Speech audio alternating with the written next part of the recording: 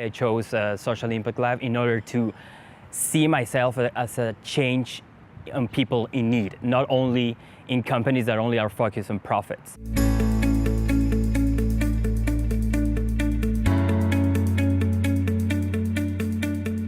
Johannesburg was the best month so far because I was team up with people from all other universities in order to tackle a revenue strategy in an NGO that actually helped women in the outskirts of Johannesburg in order to give them legal advice. So this NGO needed a strategy behind their NGO-driven status.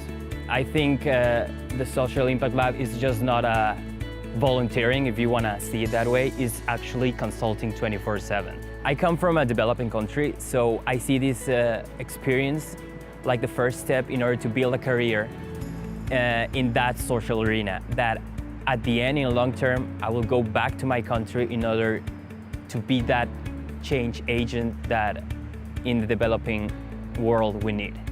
It's not only what you stand for, it's what you fall for too. It's what you are passionate about and what brings meaning to your life.